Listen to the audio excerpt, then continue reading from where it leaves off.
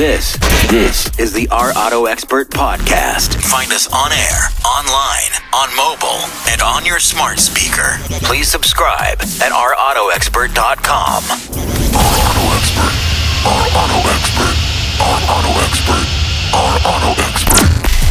Now, here's the host of Our Auto Expert. Our Auto Expert. Nick Miles.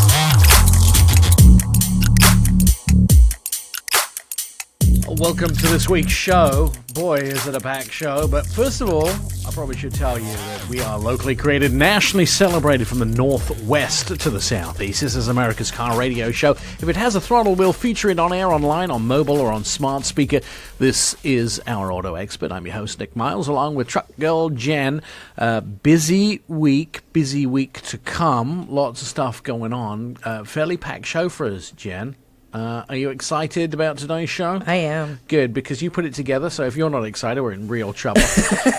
We want to talk about some of the vehicles that have been in my driveway that I've been test driving. Interestingly enough, I am not always a big fan of one of these car companies, but I will tell you, I will buy this vehicle in a second if it appeared in the opportunity for me to purchase it for a good price. It's the new...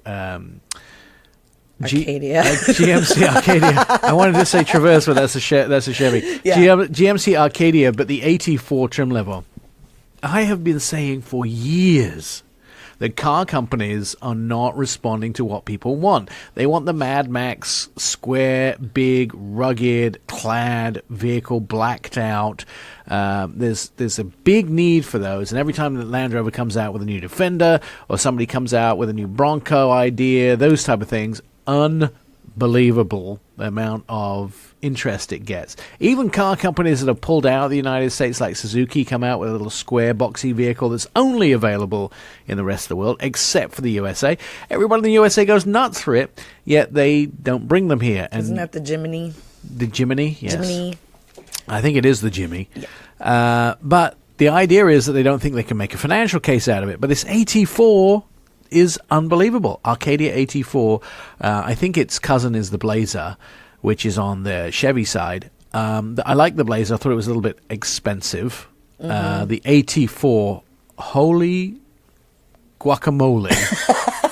I would buy this vehicle. It was very comfortable. I really do like it as well. I've also been driving the GX, the Lexus GX. Interesting enough, I have a 2016 in my stable, which I own.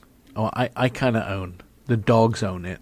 I have to have a dog. I have to have a dog transportation vehicle. It's very reliable. It's a great vehicle. You can buy them extremely well priced. Yeah, the rescue mobile you have, dogs can't get in it.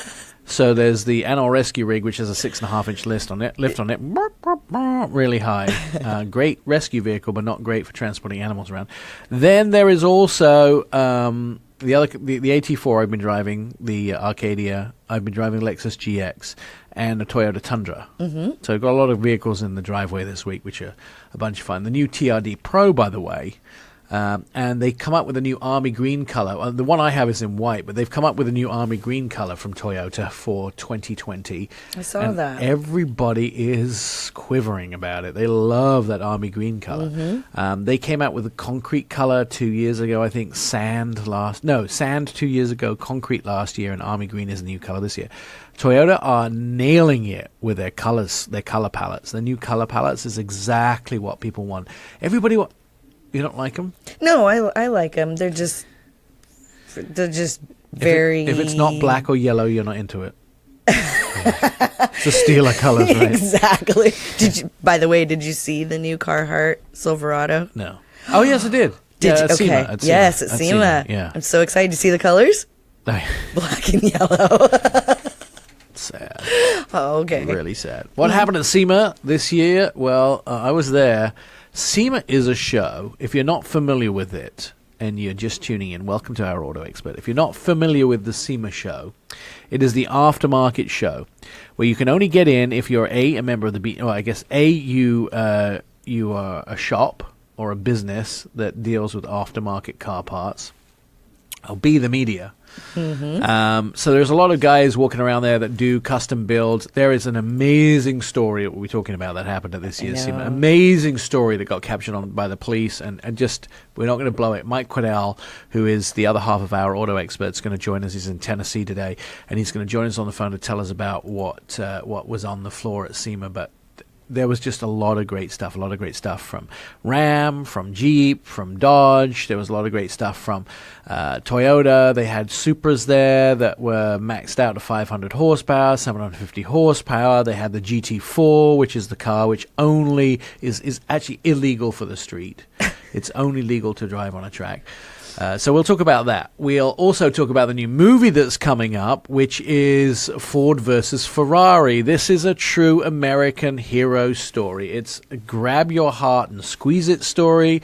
It's an amazing story about how Ford fought back and Carroll Shelby fought back against Ferrari and won. And that was the birth of the GT car. The Ted Ryan from Ford is going to give us the background on the movie. Mini Takes Estates, which started in Portland, Oregon, in the Northwest last year, 2 years ago. And they have it every 2 years, but we had heard inside information they were canceling it for 2020. And we were extremely sad about that, just because they had some logistical problems in putting it on in 2020. But to many people's surprise, all they have announced so far is the dates. We have the dates. Patrick McKenna will be joining us from Mini to talk about the dates and talk about Mini Takes the States, which is going to have every Mini owner excited. And how many have you been on? This will be I've been on two. 2016, 2018. I will tell you, it kicked my backside. Yeah, I bet. Kicked my backside. This is 2 weeks of driving. It's 8 hours to 10 hours a day. I can't tell you how it kicked my backside. So we're going to find out, and we only know the date so far, but Patrick's going to lay it out for us. What is Mini Takes Estates? How does it work? When will they announce the route? All that sort of stuff. Nexen, who are the tire company, may be familiar with them. They have a Nexen Hero truck, a Nexen Hero vehicle. It's a Jeep Wrangler. And they are going to give this away to a service person, somebody who not only has served their country but serves their community.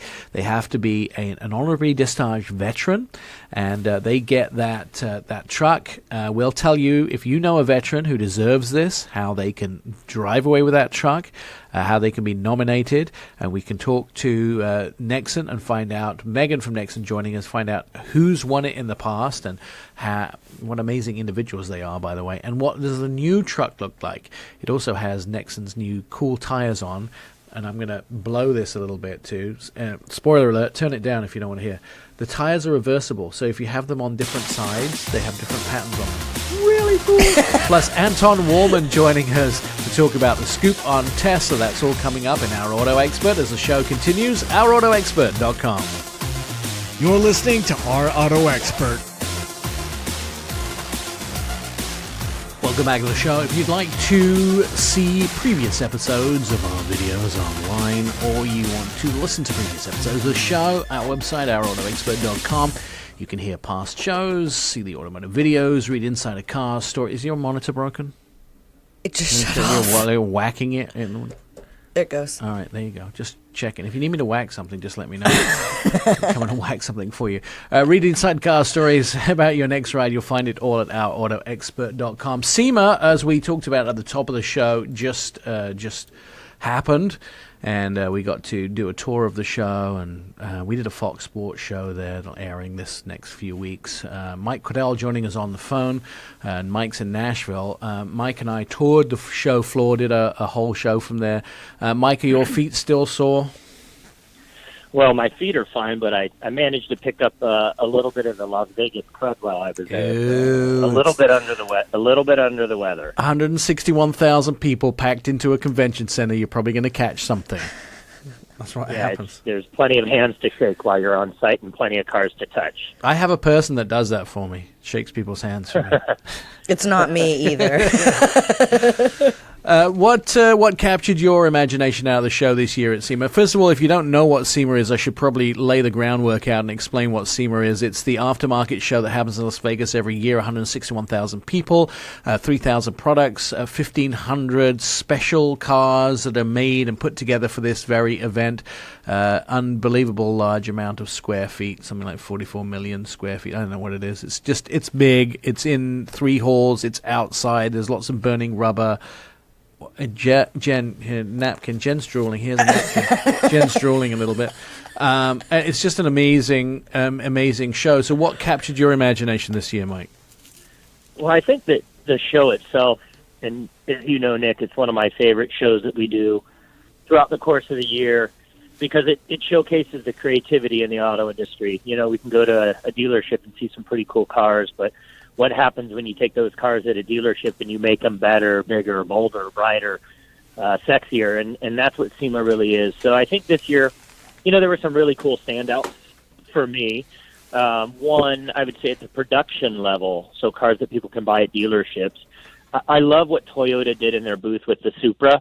Instead of decorating their entire booth with all of the vehicles that Toyota owns, they went the route of the new Supra, which was really kind of a Kid Rocket car back in the day with the old Supra. And when they brought it back, you know, this past year, they used their booth at SEMA as a jumping off point for showing off the coolness of that car with some pretty wicked paint job. That would be number one. And I think number two, for me at a personal level, is the fact that I'm a big Bronco enthusiast.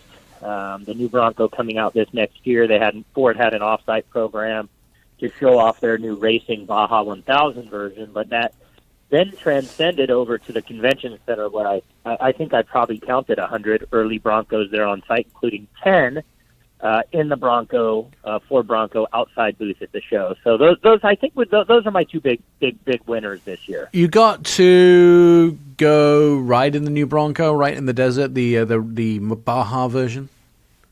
Yeah, so it was it was kind of a skunkworks project. I got word with a little bit of a secret invite about a week before, and on the ride out there, we were told to meet kind of at a hotel location in the city on Monday pretty early, and then they mussed us out there. And the buzz in the car, nobody really knew what it was or what we were going to see. So, yeah, I had a chance to take a ride in the all-new Baja 1000 Bronco. This year, so 2019, commemorates the 50th anniversary of off-road legend Rod Hall's victory in the Baja 1000 in a 1969 Ford Bronco. So there was a little bit of interesting, you know, fun facts and history behind it. My son, just to share, sends me a text after I sent him a picture of this Bronco R, and he said, "Dad, you understand why they're calling it the Bronco, and the R in Bronco is highlighted red. They're calling it the Bronco R." And I said, "No, you tell me why." I said, "It's not racing. That's just their way of saying that the Bronco Raptor's coming." I thought that was a pretty cool little note from a 12-year-old. Definitely. He's a bit of a car freak, your son. You've bred him well. I have. He's a car nut. There was a story at this year's show which was pretty heart-wrenching about one of the displays that got destroyed before it actually got to the floor. That's correct. Yeah, it was actually turned out to be what was originally considered to be a oh my gosh moment. This is not good. The car that we wanted to be in our booth is not going to be here. To turning out to be not just a piece of news at SEMA. It ended up on news channels throughout the country, and that was a 2008 Dodge Challenger that was sitting in a parking lot in the back of a car carrier, and it was stolen out of the back of the car carrier. Taken on a 24-hour joyride around Las Vegas. At one point, there were 14 police vehicles in pursuit, and because it had 800 horsepower and a supercharger under the hood, they couldn't catch it. The car was ditched. It was run into a police unit. And then when they finally found the car, the front end had been pretty much ripped off. So when you add the fact that the car was stolen, recovered, they actually went as far as getting it released and getting it to the show on time in the booth in its current form. So it had a baby seat in the back, some unmentionables, some McDonald's food in there, and they put some yellow tape around it, and they put it in the booth, and it turned out to be one of the biggest news pieces of the show. This guy spent so many hours, money, building this vehicle, and end up getting it to the show, and it turns into be the biggest feature there. Yeah, I can't imagine. I can't imagine going. I mean, I know what it's like when I put my cell phone down somewhere and I don't know where I put it. I can't imagine spending all that time on working on something which is going to be shown off to the public. And I know it was going to be in the Pro Charger booth. It was one of their vehicles.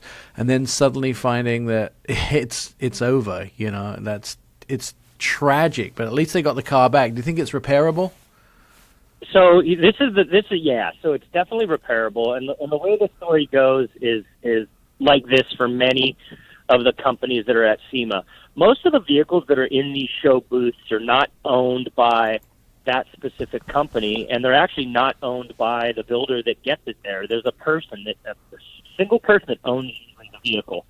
So the owner of that vehicle gets wind 2 days before the show from the builder that his car was stolen. So, you know, your gut instinct is, man, that builder didn't do something right and didn't get the car there in place. And so you go through that entire process, and then all of a sudden the car gets moved to the show. And as much as it's gut-wrenching, Nick, I'll tell you that if you're a builder at the show, your ability to take a vehicle that was going to be built there at the show and then turn it into a big news, Pro Charger wins, the builder wins, the owner wins. Right.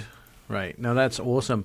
There was a lot of star power at this year's show as well. It seems that people like Jesse James are coming in. There was a lot of people there showing off products this year. So, you know, this show is the one that pulls out all the big names, right? And you expect to see some of those names meandering around the show. This year you had Jay Leno showing off during a press conference an early Bronco. There you go. There's that theme. 700-plus horsepower early Bronco. Over in the Toyota booth, you had Rutledge Wood, who's obviously known for his on-track work with broadcasting work with NASCAR. And then you sprinkle in just a handful of other people. Richard Rollins is meandering around, and then, of course, Jesse James is there as well. Some names that might not be as forefront from a celebrity standpoint, but from a racing standpoint. You had the likes of Bob Tasca from the NHRA. You had the entire Deegan family there, so you saw Brian Deegan walking around with his daughter. You get those at SEMA, and that's what's really cool is that the one thing that unifies and unites us all are those four wheels. So you'll see people from all walks of life walking at the show. And the show, do we have air dates yet for the Fox Sports show? I think the Fox Sports show, because the LA show is coming up in 2 weeks, I know that the air date needs to run pretty quick.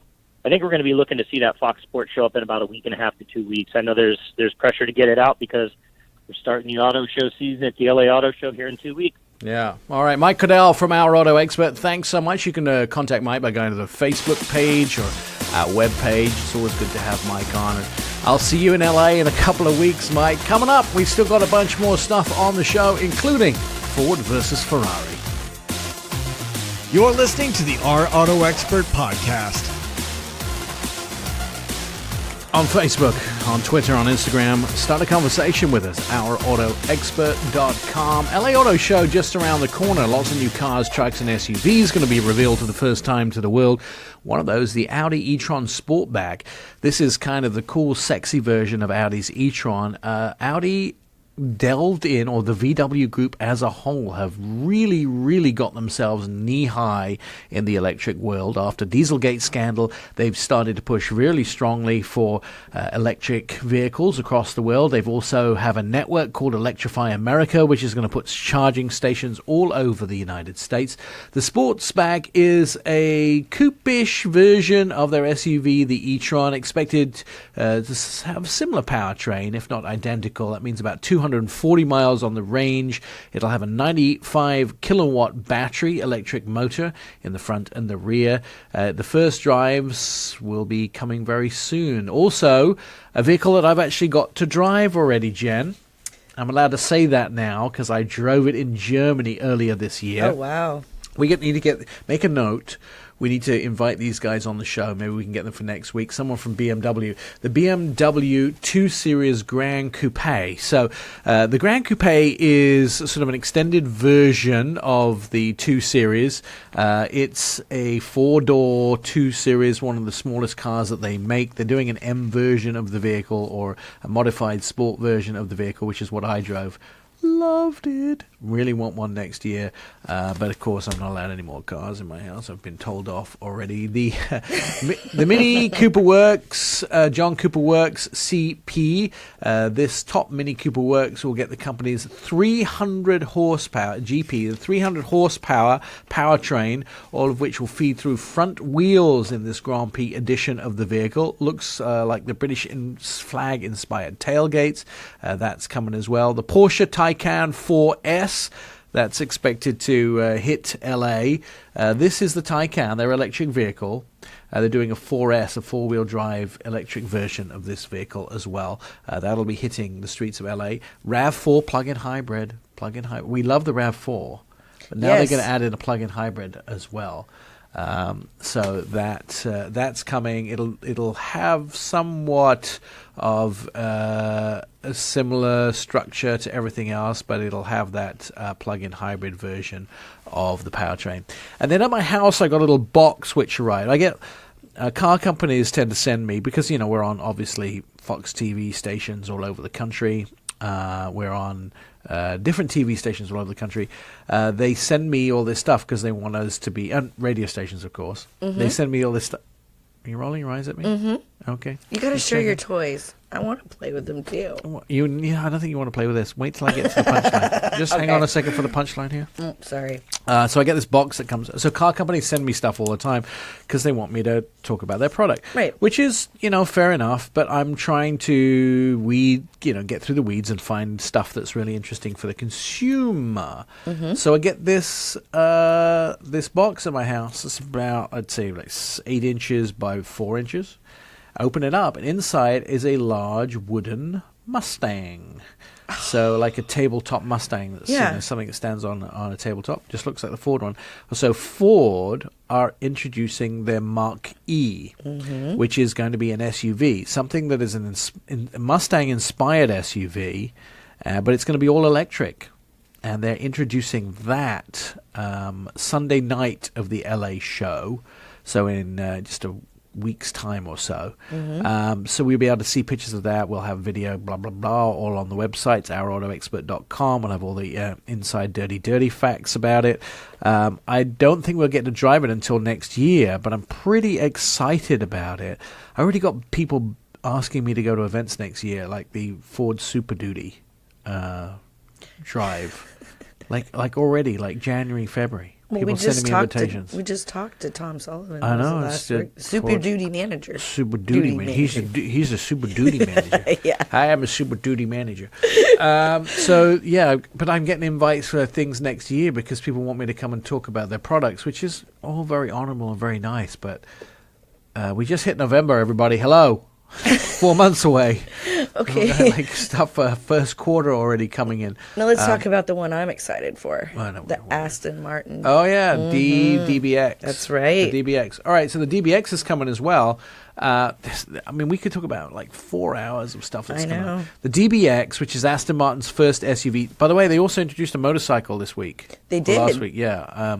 I need to talk to Merrick, the designer of that, see if I could ride it. I don't want to own one because it's 1,000 horsepower. And it's like, you don't need that much. No, I don't know if is it 1,000 horsepower. It's something ridiculous. It is ridiculous. No, it can't be that big. I have to. I can't. I probably won't be able to reach the floor if I ride it. All right, Ford. Coming up on the show, Ford versus Ferrari. We're going to find out all about that new movie. It's coming November 15th. The Academy Award winners, Matt Damon and Christian Bale, are in it. We'll talk to somebody from Ford. In fact, Ted Ryan, coming up. You're listening to Our Auto Expert. Welcome back to Our Auto Expert, a locally created, nationally celebrated from the Northwest and the Southeast. This is America's car radio show. It has a throttle. We'll feature it on air, online, on mobile speaker and smart speaker, on smart DJ. This is Our Auto Expert. I'm Nick Miles with Truck Girl Jen. We're talking about the movie that's coming out very soon. Pretty excited about this. The film Ford versus Ferrari, due in theaters next week. And this is the Academy Award-winning latest offering by Matt Damon and Christian Bale. I can't tell you. I've watched a preview of this, and I am already sold. I've had a couple of Fox TV stations that wanted me to come on and talk about the movie. Joining us on the phone, our friend Ted Ryan, the historian from Ford. Ted, first of all, this is a big thumbs up to Ford, because this is really one of the things that established the Ford GT in the world, right? It is, and that's the one thing. I'm really excited about the movie. I haven't seen it yet, by the way. I want to see it. Because it gives us a chance to spotlight this incredible chapter in Ford Motor Company history, where with only 3 years to do it, after Enzo Ferrari turned down a bid by the Ford Motor Company to merge, not buy, in 1963, ticked off Henry Ford II, and he said, okay, we're going to go beat him in his own game, and we did it in just 3 years. It's a fantastic story. By the way, I just 2 days ago, found the actual merger document in the archive. As an FYI, the company name was going to be called FIFO, FEFO, if the merger had gone through. Are you going to make that document public? I'm going to make as much as I can public, because we can't reveal all the terms. But look on our media site in the coming week to Awesome. at least get a I'm cover excited. page and a couple of the other documents. Will it be like anything to come out of the White House that's just mostly redacted and it's mostly black? Or will there be actually something on it? No, you'll be able to see it. And this week we're beefing up the media site. As part of the movie, we held a media event in the archives on Thursday. First time ever we've invited media into our space. We set up an exhibit. We had that document available. We had the telegram that went out announcing the cancellation of the merger, the GT program book from 1963. And the other thing, look, this week you're going to get the photos of the original clays of the GT40 from 1963. Wow. And essentially, the merger crashed on May 22nd. We had the clays ready by June 13th. Wow. Just a few short weeks later. So we went into gear right away to try to beat Ferrari. So to give us sort of paint a picture of what was going on at that time. What was the year? What was the idea? I mean, obviously racing sold cars. You race on Sunday, sell on Monday. That was the idea behind it. So what was going on in the world? Where were we at with cars?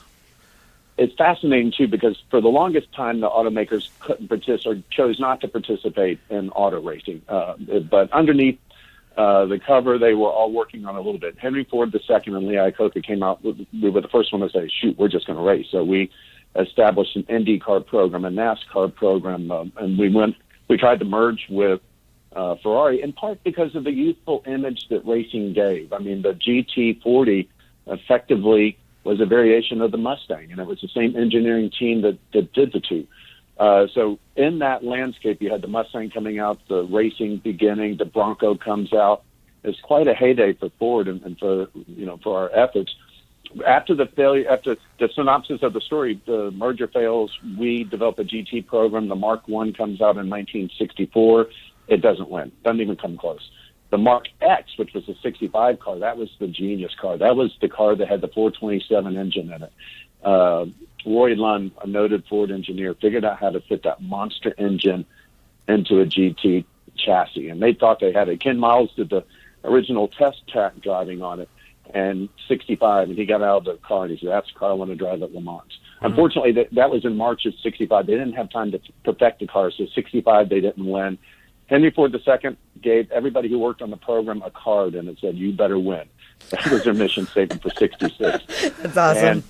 And, yeah, I don't think that'd fly today, but it did back then. We had Mose Nolan, one of the engineers who was actually in the pit from 66, was in the archives on Thursday, and he showed me the card, and he said, I pretty much figured this was my performance review for that year. We better win or else. That's awesome. That's awesome. And then, so what happened in 66? Remind us of the when the car rolled out and how it did. 66, it was the fully formed GT40 Mark II, the 427 engine. The team at Shelby American with Ken Miles and Phil Remington, and Holman and Moody, and I haven't seen the movie yet. I hope they get represented. Holman and Moody, the NASCAR team. So effectively, Ford set up two teams competing with each other. the Holman and Moody team got 2 cars, and the Shelby American team got 2 cars to work on. And then there were some other private entrants. The race finishes, Ford takes first, second, and third. Bruce McLaren was in the number 2 car, which was deemed the winner. And Ford effectively finally beat Ferrari and settled that grudge. But we didn't stop there. We raced again in 67, 68, and 69, winning the races all of those years as well. So, and this was sort of the birth of the modern GT car, right? It is, and actually, it's an interesting factoid, but to race in a particular class that we were racing at Le Mans, you had to have a production quality car. So there's 111 GTs, vintage GTs that are out there that were sold to the general public. And when you see the GT program book, and I'm sorry I'm teasing you guys, look for the media site on Monday or Tuesday, you'll see the design sketch from 63. And one of the design sketches, a driver's wearing a helmet, and the other one, the driver's wearing a fedora, because that was going to be the street version of the car. Awesome. We did the same thing in 2004 and 2016. Ford went back in 50 years to the day, won at Le Mans again in 2016. This time it's Bill Ford and Edsel Ford hoisting the trophy instead of Henry Ford II. And we had the street version of the GT out there now today. And that's pretty amazing. And of course, I have several friends that own them, and they're very proud of them. It's an incredible vehicle. The movie is one of those things where I don't know how much Ford had to do with the movie, but quite often these guys they sort of rewrite history for the movie. Did you, in fact, get your fingers in the pie on this, or did they take their own route and make a great story, but maybe not historically accurate? I haven't seen it, so I don't know how accurate. We did not have a role in it, although my archives did. We provided the production company with a number of still photographs of the race cars and a number of still photos. I understand there's a scene that takes place at Ford headquarters. We provided those images so they could try to recreate them. But the company didn't have any say in the movie. In fact, when you go watch the movie, you'll see on the number 2 car and the number 1 car, it'll say GT40 down on the door, down at the lower part of the door. In real life, it actually said Ford there. But since Ford was not actively participating in the movie, they couldn't use our trademark there. So I hope it's a good movie. I'm excited about the movie because it highlights such an amazing chapter of Ford Motor Company history, and it gave the opportunity for us to celebrate the amazing engineers who worked both at Ford and at Shelby and at Holman and Moody. It was an amazing team. You know, Ferrari had 3 decades of experience, and Ford managed to do it in 3 years. And you don't do that without having a fantastic team. The movie itself, obviously, we'll have to wait until we can watch it to find out how historically accurate it is. But do you often provide historical documents to movie companies? We do all the time. If a movie is in production and they need information to help get a style of a car, get an interior of a car, we get, and we've got a lot of cool stuff in our archives. You ought to visit one day if you're ever in Dearborn. Do you want to know a paint color of a 1942 whatever? 42 is about example because we're going full time production. 55 whatever, we'll have the actual paint chip so that you can match the color exactly. So we provide that not only to the movies but also to our own teams internally for identification, for colors, for dates, engine sample size, everything. We have all that information at our fingertips, and we provide it whenever required. You've reminded me of a couple of things here, but I will be there December 16th, so maybe we can get some time together. I do remember, now you sort of mentioned it with paint chips, that there was a project that you did at Ford a while back, which was that you took some paint off of the floors of some of the paint booths at Ford that have been going for many, many years, and it sort of had layers and layers of each color. I think you made it into jewelry or something. It's called Fordite. Yes, it's beautiful, Fordite. And you'll see layer after layer, and it's like you cut a geode in half with all the beautiful striations and the color patterns that are out there. And they crafted jewelry out of it. I got my wife a pair of earrings in the shape of Michigan made out of Fordite. So it's beautiful stuff. So that's awesome. So Ted, can you sit there with Fordite and can you go back through all the colors and name what year they were? I don't have that skill set, but if you give me long enough with my guides, I can. I was asked color samples on Broncos from '66 and '67 the other day, and we have them. We can go pull them. And the names are so fanciful. I mean, it takes a lot of naming mojo to come up with something clever. But how many different ways can you say yellow? Right. But they came up with a lot of them. Right. I know that some other car companies, I don't know how Ford names their colors, but some other car companies throw it out to employees, and employees can name the colors, and then they pick what the best name is. And I have a friend who's an employee at another car company who one of his suggestions got picked. But it's probably much more technical at Ford. I'm sure they use a much more technical thing apart from employees just coming up with interesting names. Although they use everything. Although the joke at Ford is that naming is the sport of kings. You want to be the one to name really? the brand, model, or color. I noticed that some car companies changed names over years. The color doesn't change, but there was orange creamsicle was one color, and then they changed it the following year to Federation Orange, which I thought was it's opposite. The one color that doesn't change, and particularly with Mustang, is Wimbledon white, because that was the original Mustang color, Wimbledon white, and so that name has subsequently been used with Mustang throughout the years.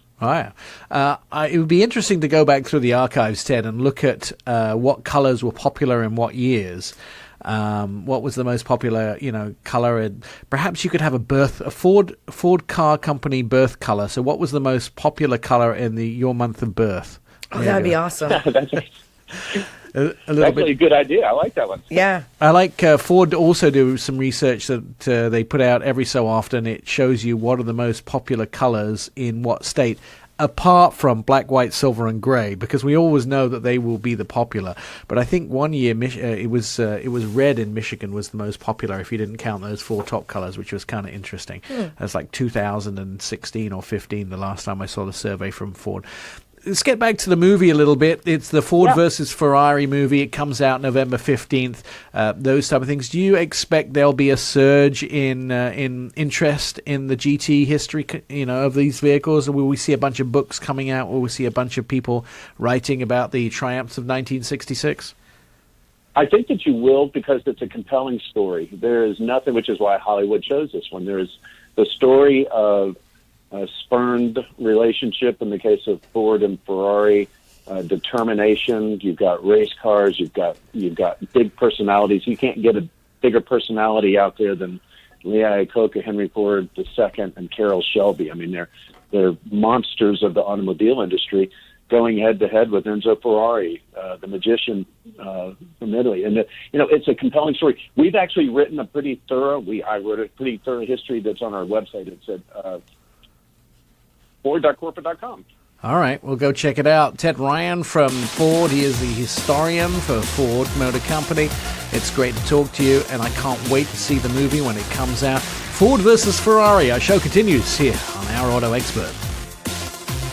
You're listening to the Our Auto Expert podcast. Catch up with previous episodes of the show on our website, ourautoexpert.com. You can hear all past shows, see our automotive videos, and read insider car stories at your next ride when it's coming to your house. When you're going to buy something, you can find out about it way before you put it in your driveway. You'll find it all at ourautoexpert.com. I've done the last two. Mini Takes the States. Got my ass truly beat because it's a lot of driving. 3,000 miles.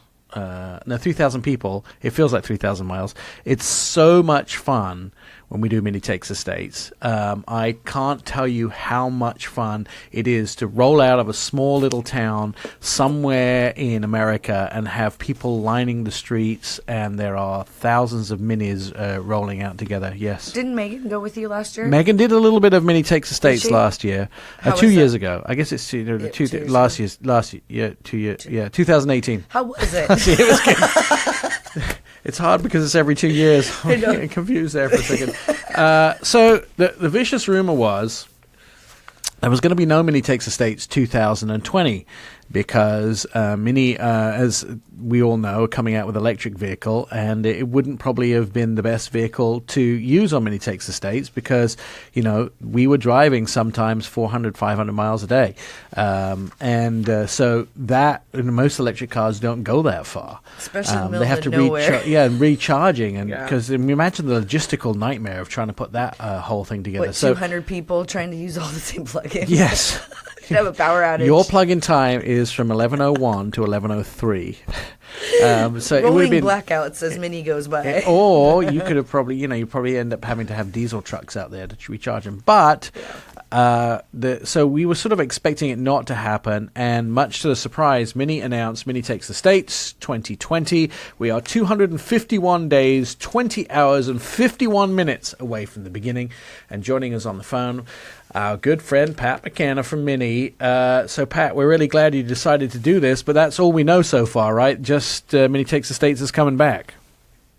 Indeed, it's coming back, and the rumors of it not coming back seems to always happen. So this is not just a first that people question whether it will be back in 2020, but people usually speculate over the years that it's not coming back, and somehow it always does. So this will be our 8th time. Wow. We started back in 2006, and it's every other year. We give people a year off to rest up, as you said. We need it. We need it. Yeah. It's one of the most fun things you could do. That after the end of the event, you almost can hardly walk because you're so exhausted. But it's like fun exhausted, right? It's like I would not trade this thing in for anything. Like that 2 weeks is probably one of it's close to 2 weeks. 1 week plus is just such an enjoyable event, and it's almost like, I don't know, high school reunion the first 5 years. It's just so much fun to see all the people you see. I mean, I see people year after year, and there's so many stories that go with it. My most fascinating story, Pat, and we've talked about this before, but I so enjoy it, is when you come to Mini Takes the States, when you were on the product side, you used to walk around looking at some of the modifications to try and work out what you wanted to do with Minis in the future, right? Yeah, it's you have to think about it in terms of, it's when you add it all up, it's about 4,000 people, and that's probably the best research money can buy. Is you're out with 4,000 of your closest customers, seeing how they modify their cars, what they like about them, what could we do better, so and have a whole bunch of fun along the way, which is great. It's one reason why people buy a Mini is fun to drive. So this is like the perfect expression of that. It's so much fun. It's like going on vacation with 4,000 of your closest friends. It really is a good time, and then you get to sort of have lunch with different people, and of course there's a lot of British people there, which makes it even better because we have all those people the expats that drive Minis and that type of thing, but there are Minis from all over the world. There's like guys who come from Europe. There's guys that spend last year I became really great friends with a lady whose son had to get like I think something like 500 miles of driver training in to be able to pass his driver's license in North Carolina, and he did it in the first 3 days. It was great. It was just really good. I mean, the stories are amazing. What do we know about Mini Takes the States 2020? So, A, we know it's happening. B, we know the dates. The dates are July 18th to 26th, and I can't tell you the location. Okay. But I can tell you, if you were to look at all of the prior routes, just by doing some searches, we're gonna cover a part of the country that we have not been in, and that's usually how we approach it. When we sit down to do the route, we just look at a part of the country that maybe we haven't covered in the past. So that's all you'll get out of me today. It's a guarded secret. We're doing our due diligence. We typically drive the route. And this year's theme is called Forge Your Own Path, which is we're going to try to take a step backwards and let people kind of find their own way. We'll suggest different routes. Instead of being prescriptive and say it has to be this way, we're going to give people a little bit of flexibility and how they get from point A to point B. So is it going to be like, you should do it like a rally kind of thing where you give hints and clues and... Yeah, definitely a rally, and, but we're not, we tend to have an official route, and people still will go off the official route, but this time I think we're going to go even a little bit more kind of hands-offs, because what we found last time, and we modify it each time, when you take out a little bit of the structure, like that people don't have to be at a certain place in a certain time, I think that takes some of the pressure off and some of the anxiety out. And it allows people to just relax a little bit more, that they don't have to be at a certain place at a certain time. I think, by the way, Pat, that the rumors that it's never coming back is because it's all feared. We're all so worried that it won't be happening, and we're also scared that we won't get these 2 years with all our mini cohorts and our mini friends. We're always so scared. Last question for you, Pat. How does somebody keep track of Mini Takes Estates and find out what's happening when the announcements are made? So go to minitakesestates.com. You can find all the details there. But most important, you need to buy or lease a Mini from Mini Takes Estates. All right, Cannot show up there with a Ferrari. Yeah, do it by the end of the day, and you'll be Pat's friend for absolutely ever. And I can tell you, after owning 2 Minis, I would own many more, because they are probably the most fun to drive cars. Mini more. Patrick McKenna from Mini, thank you so much. We look forward to getting all the updates on Mini Takes Estates 2020, baby. Here it comes. You're listening to Our Auto Expert. Welcome back to the show. Catch up with previous episodes of the show at our website, ourautoexpert.com. You can hear all the past shows, see our automotive videos, and read insider car stories about your next ride. You'll find it all at ourautoexpert.com. I've had an opportunity to see and play with somewhat this next vehicle we're going to talk about. It's a vehicle put together by Nexen Tires USA, and what they are doing is honoring heroes, but far be it from me to tell you about it. Megan's joining us from Nexen to talk about the program, the hero program that they do. This is the second year and the third giveaway, right, Megan? Correct, yes it is. Tell us a little bit about the program and its history, and what you did in the first two iterations of the giveaways. The first program was about this time last year, and it was called the American Muscle for American Heroes program. We gave away a Dodge Challenger, and it was to a Purple Heart recipient. The second version of the campaign, we changed the name to Nexen Hero, excuse me, and we decided to keep it with Purple Heart recipients, and we did a Jeep Gladiator. Gave that away in August, and this program we're opening up to all veterans. So obviously a lot more opportunities to talk about who your hero is and hopefully nominate the best recipient. So what makes this year sort of different from the last two versions that you did? Well, we wanted to make sure the program had legs to open up to heroes of all kinds. So obviously opening it up to all veterans opens it up to a lot more nominations. We're hoping that people go onto our website. It's NexenTireUSA.com/Nexen Hero. And you go on and you talk about what they did in service or also what they're doing in their community today. So let's talk about the first two people that won, because they were pretty outstanding individuals, and these guys didn't just serve their country as veterans, but they also served their community post their service for their country. Absolutely. The first recipient, absolutely, and the second one, Brian Porter, he's huge. He's in the North Carolina area. He's done so much within his community, still works within the military after his service course, and he's just done incredible things as a Purple Heart recipient and a veteran. He'd had some pretty rough times in the service because he got blown up, didn't he? He did, yes. He's been through so many surgeries. Don't quote me, but I think it was his 32nd surgery he just completed. And he's sort of had his face reconstructed. I know that he has to use a napkin now because they've reconstructed his lower lip. And even after he got blown up, he went back again to almost get more punishment as well. This guy just kept turning up for work even after his explosion. And he also then now serves his local community.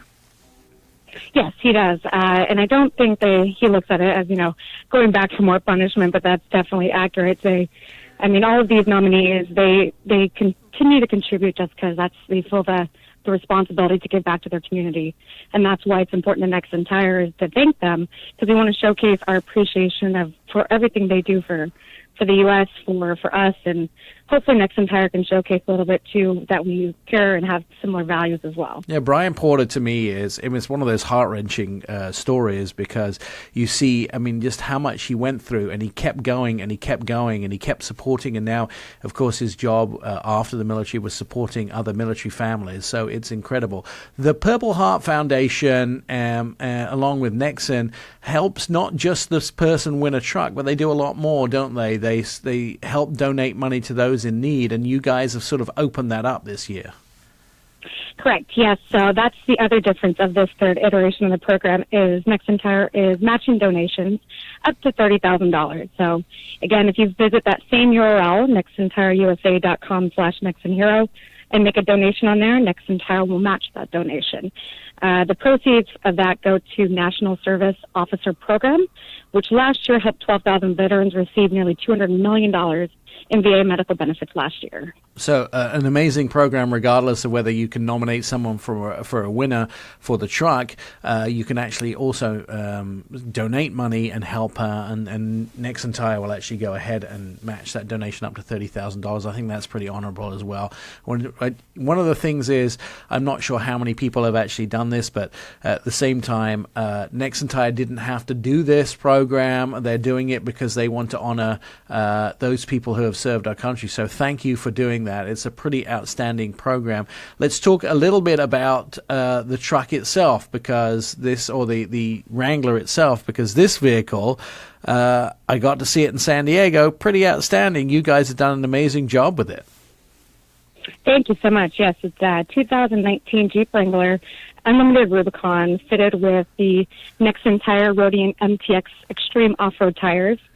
We worked with All J Products in Big Bear, California for the build, and they helped us source some parts with Rugged Ridge to outfit it, and then we souped it up with a great Nexen Tire design to honor a veteran. Now, the tires that are on this, of course, Nexen known for their all-terrain tires, but you've also, what I love about these tires is, I was telling Jen before we got on the air, that the tires are reversible, so you can actually mount them in different ways to have a different pattern on the sidewall.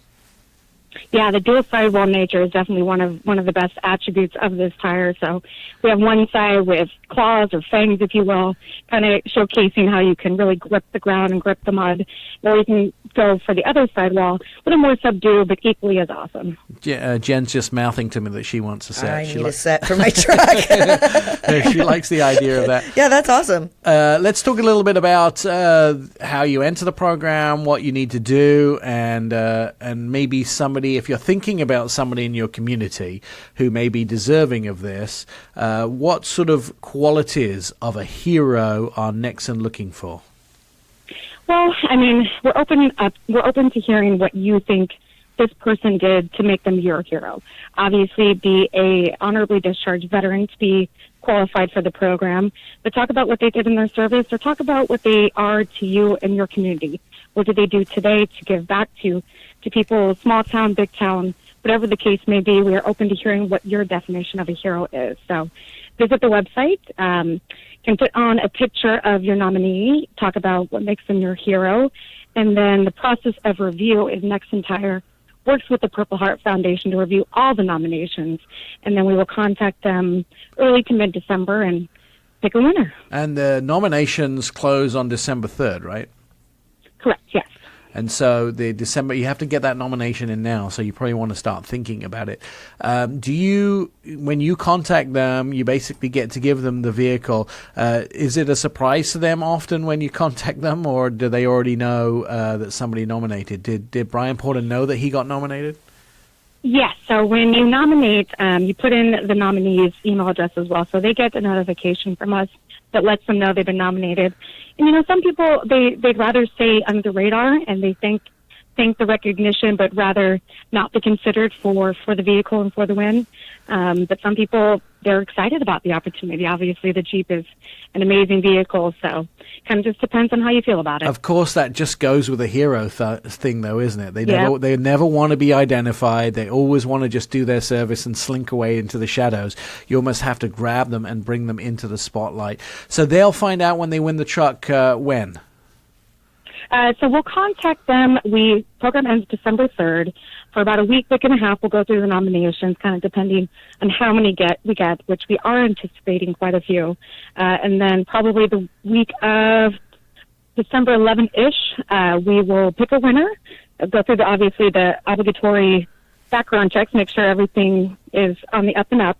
And then the week of December 16th, we'll announce the winner on television. That's awesome. Megan from Nexen Tire, thank you for joining us. This is a great program, and I can't tell you enough how people should get involved in this.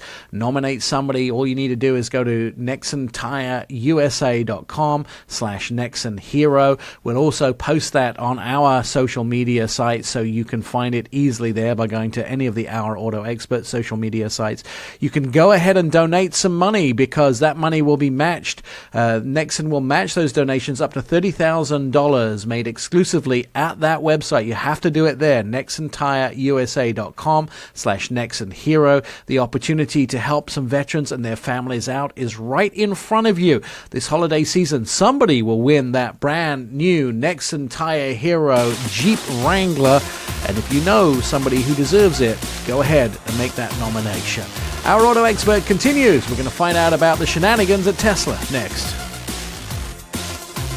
You're listening to the Our Auto Expert podcast. Locally created, nationally celebrated from the northeast to the southwest. This is America's Car Radio Show. If it has a throttle, we'll feature it on air, online, on mobile, or on smart speaker. This is Our Auto Expert. I'm your host, Nick Miles, along with Truck Girl Jen in the studio today. Joining us on the phone, our independent analyst and investor, Anton Wahlman. You can read much of his stuff at Seeking Alpha or The Street. Anton, we got to spend some time together this week driving the Jeep Wrangler diesel, or last week, I would say.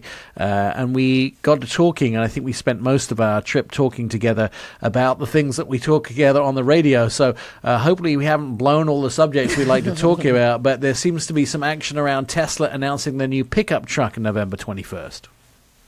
That's right. So this product, which has been in the works for several years, I know the design team has been working on it since at least the summer of 2016, is finally going to be unveiled. Of course, you may recall that almost exactly to the day 2 years ago in November of 2017, Tesla held an event at which they unveiled two new products, the semi-truck, that 80,000-pound creation, as well as the Roadster 2.0, the replacement of that original Roadster.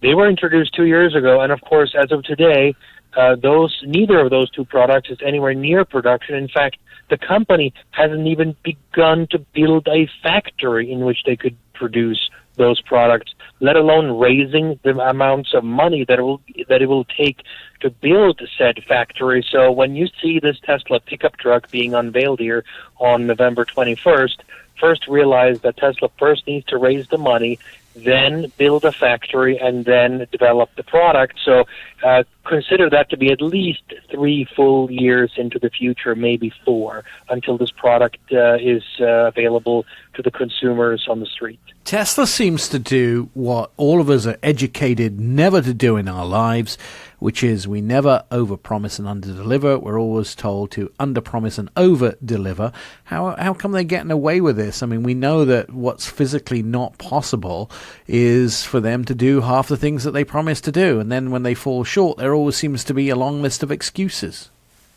Well, Tesla is in a slightly different position than many other automakers. Other automakers are generally profitable, and they have a disciplined capital budget in which they take a certain percentage of their cash flow and they invest that amount of money into new factories and upgrades and so forth.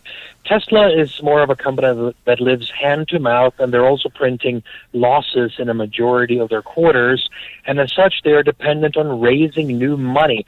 So in order to raise new money, they must have a reason for raising new money, and therefore they go out and announce all of these new products, throwing them like spaghetti onto the kitchen wall, hoping that something is going to stick with respect to investor interest, so they can go back and raise another billion or two or three that will then take them through the next cycle of development. So therefore, Tesla is in a bit of a different position than normal automakers that go about this business. Let's talk about Tesla's business plan for the future. The Model S and the Model X are getting a little long in the tooth now, and they've sort of relied on those as their core vehicles that they like to throw stats out with about how fast they do and all those type of things. Obviously, the biggest sales numbers comes from the Model 3, but they seem to exist on announcing fanciful things like pickup trucks, semi-trucks, the new Model Y, these type of things. But what are they actually going to do in the future? Are they going to manage to just keep selling the vehicles which are now getting a little long in the tooth, or are they going to rely on these new announcements to be the bulk of their sales? Well, the truth is somewhere in the middle. First of all, realize that the Model Y is on its way to production. The company obviously has produced a couple of dozens of units that are, of course, being photographed all over the place, running around conducting testing as we speak.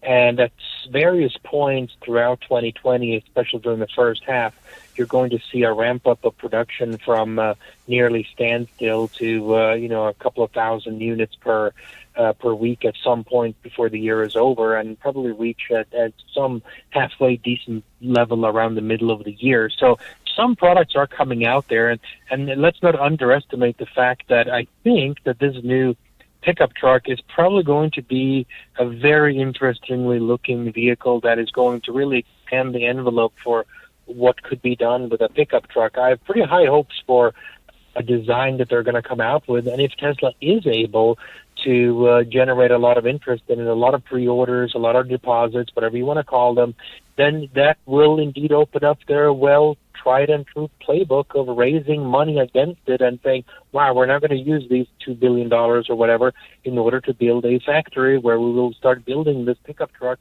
in 2022. All right. Anton Wahlman's on the phone with us. He is an independent analyst and investor. Can't talk today. We're going to take a quick break. When we come back, PHEVs and BEVs get cheaper, but it depends on where you live. We'll find out about that. You're listening to Our Auto Expert. Welcome back to the show.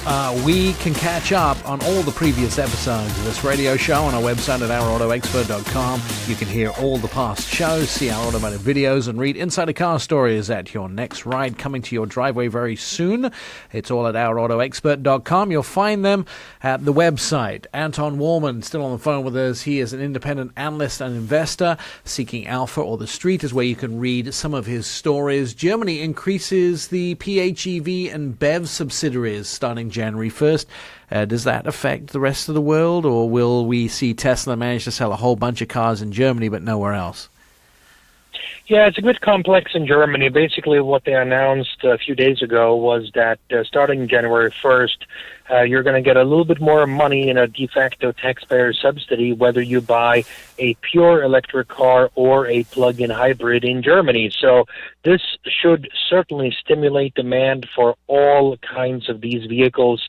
The interesting part, the single most interesting part about the new German subsidy scheme is that the difference in the subsidy between the pure electric subsidy and the plug-in hybrid one is very small. We're talking about a general order of 1,000 or 1,500 euros, which means that for many people for whom a pure electric car may be a step too far, they may be better off buying themselves a plug-in hybrid instead. And that is one of the key reasons why we have seen so many of the German automakers in particular. You look at the lineup that BMW is putting forward here, for example, for much of the next year or two, is very heavily dominant in the area of plug-in hybrids, because they know that in Germany, people will say, all right, I'll forego that last 1,000 or 1,500 euro worth of a government subsidy in order to be able to have a car that I can choose how I fuel it, somewhere between gasoline and electricity. You know, I'm thinking about Europe, and Europe tends to set the pace for the rest of the world in electric cars. Why is that? Because the Japanese companies tend to do a lot with electric cars. American companies are, Tesla's based here, but Europe seems to sort of set the pace for the rest of the world. Well, what's going on is that most of these automakers, not all of them, but most of them, they do have direct sales into most countries around the world, or various engagements with subsidiaries and joint ventures that do sell into all geographies of the world. And the various electric car subsidies, mandates, and other incentives do differ from geography to geography. China is right now talking about reducing their electric car subsidies yet again. They cut them in half on July 1st, and we saw that electric car sales in China fell by about a third in the third quarter as a result of these falling subsidies. Yet at the same time in Europe, the new mandate in Europe that requires the fleet-wide average mix to have a emissions output measured in terms of CO2 to become very, very strict here starting January 1st, and as a result, they have to sell a very large portion of their fleet as pure electric cars. That takes into effect here January 1st, and all of the automakers are therefore lining up to increase the sales of their pure electric cars in Europe starting January 1st, very, very significantly. So the landscape is about to change pretty dramatically, and I don't think it's exactly the case that Europe sets the tone for the rest of the world, as opposed to Europe simply being a very large market for these vehicles, and regardless of what happens around the world, all the automakers that play in the European arena have to conform to these new rules that take into effect here on January 1st. There are obviously some trickle-down economic effects to what happens in Europe. Is the main force for electric cars in Europe coming from climate change, or is it coming from getting away from the economy of oil being having to import oil from foreign countries? All of the rhetoric, like substantially 100% of it, comes from the former, not the latter. All of the talk is because they think that buying a new car is somehow going to change the weather. I mean, I swear to God, I'm not making this up. They actually think that this is going to happen. If you go out and buy a fancy new 5,000-pound car and they're going to get warmer, colder, or somewhere in between, I'm not exactly sure. But you'd be surprised. There are some people who actually believe this. And they have so much political power, apparently, that they've been able to force legislation to this effect. And I think they'll be sorely surprised to see that the weather may or may not be changing in any direction, let alone in the direction that they may have wished as a result of any of this stuff. So the whole thing is crazy, but it is what it is, and it is going to force an enormous supply of electric cars onto the European market, and that will reduce the prices of these electric cars dramatically. And of course, the people who have to pay for this are the people who buy non-electric cars, and the estimates out there are right now that the average cost of a new vehicle in Europe is going to increase by $2,700 per unit. So you're going to see a price increase average across the board of $2,700, which last time I checked, the consumer didn't just suddenly end up with $2,700 more in their pocket on an annualized basis, but rather this is going to be resulting in an overall reduction in the sales into the European market. And if you look at a 15 or maybe even a 20% decline in unit volume sales in Europe, and that could cause a continent-wide economic depression. So watch for this one. This is going to be a cold shower the likes of which you've never seen, right in the face of these politicians that have created these rules, and thinking somehow that the consumer is just going to sit there and pay $2,700 more per car sold. Do you see a split coming for the big nations or the big continents that purchase cars? United States just isn't in a position because of the distances that people have to drive, and because of the cross-country driving, and just because of infrastructure being such a big country. I mean, you could fit, as example, the whole of the United Kingdom into Oregon, which is one of 11 states that are actually bigger than the whole of the United Kingdom.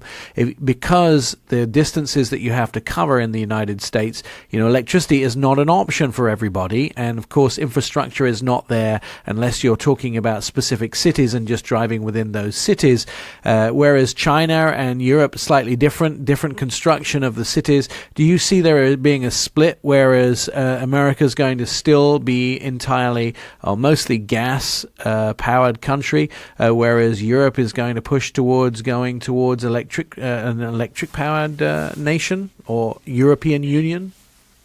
Nick, that may in the end, in the longer run, be the result, but in the short term, this is dictated simply by legislation, and this is the battle we are now witnessing right here in the United States, in which the EPA had previously set these rules a couple of years ago that the fleet-wide average emissions essentially would dictate a very high level of electrification in the U.S. fleet, without necessarily spelling out how many pure electric cars there would need to be. But the estimates out there are that the increases in fuel economy that would be required by 2025 would increase the price of a U.S. car on average by $3,000, very close to the $2,700 number I just gave you for Europe. So the two continents in that regard are not very far apart. This is what they're now bickering about, because the new EPA regime is claiming that, wait a minute, this is going to cause an enormous depression in the U.S. car market, and oh, by the way, it will reduce the replacement cycle of old cars, which will definitely not benefit the environment one bit. It would be counterproductive in that regard. So that's what they're now arguing about, and which will be stuck in the courts and elsewhere for probably another couple of years to go. Until there is some resolution to this, I can't really tell you what will be the final result of it. But that is the battle right now between the new EPA that wants to ensure that the prices on the average new car in the U.S. does not increase by approximately $3,000 to meet these new regulations by 2025, but rather that we should freeze the U.S. regulatory regime at the level that it will reach here in 2 years, in 2021, and keep it at that for at least another 4 years while we reevaluate and reassess the situation to see if the U.S. consumer can or want to afford far more expensive cars or not. In the meantime, the fact that the U.S. has longer driving distances at this point does not enter into the equation at this point. Recently, I got to go to Germany to drive the new BMW 2 Series Grand Coupe, which is a vehicle which will be unveiled at the Los Angeles International Auto Show in the upcoming weeks.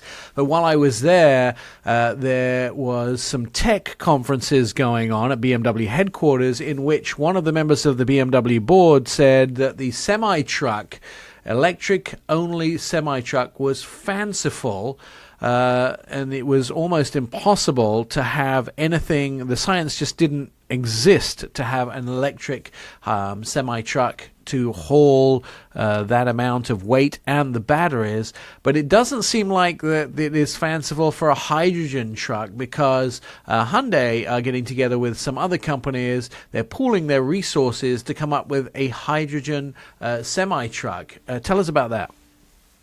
Yeah, basically the semi-truck situation here is such that if you want to take these very, very heavy semi-trucks, 80,000 pounds, you essentially need close to about 30,000 pounds worth of batteries to move this thing around these kinds of distances. And if you look at those numbers, 80,000 pound total weight of the entire truck and trailer combined, and 30,000 pounds of that need to be batteries, well, that becomes entirely absurd. And as Hyundai has correctly pointed out, the only viable solution in terms of a zero tailpipe emissions technology at that point is hydrogen fuel cell. So they were actually deploying now well over 1,000 trucks in Switzerland starting in early 2020 in order to essentially test this out over a 5-year period. But that is what they were deploying over there, and Toyota's trying a similar thing in California. So, batteries in a very heavy vehicle that is going to travel long distances is simply not feasible. It's not feasible because of cost, but it's also, more importantly, not feasible simply because of the weight. The weight penalty makes the whole situation prohibitive, whereas the hydrogen fuel cell truck makes it work. They're both electric, by the way. The question is just what is being used to generate the electricity. In the battery electric vehicle, it's a big, very heavy battery, and in the hydrogen fuel cell vehicle, it's hydrogen that it gets converted into electricity. Do you think that this will have a spillover into pickup trucks and hydrogen pickup trucks making more sense?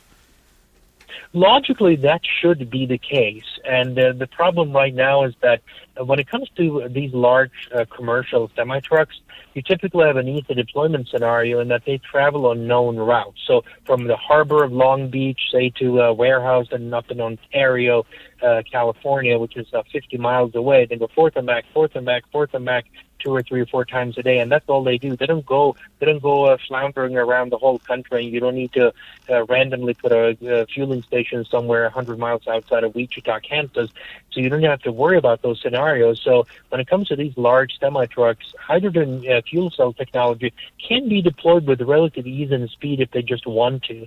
That is far harder when it comes to personal recreational vehicles, where you don't know where Joe Sixpack is going to want to go one day. He's going to want to go head out into the forest and shoot a duck one day, and the next day he's going to want to go see Grandma in Georgia. You just don't know, and you need to have tens of thousands of fueling stations for that to work.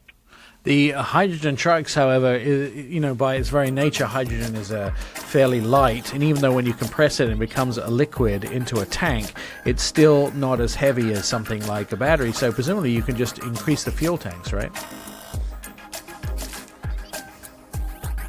Oh, we seem to have lost Anton. Well, that's strange. All right, Anton Wahlman, our independent analyst and investor. He is, of course, on the street. You can read his stuff there, or you can also read it at Seeking Alpha. Our Auto Expert at ourautoexpert.com. You've been listening to Our Auto Expert with Nick Miles. Find all the show episodes at ourautoexpert.com. Please follow us on all social media, Twitter, Facebook, and Instagram at Our Auto Expert, and message us for a quick and witty response.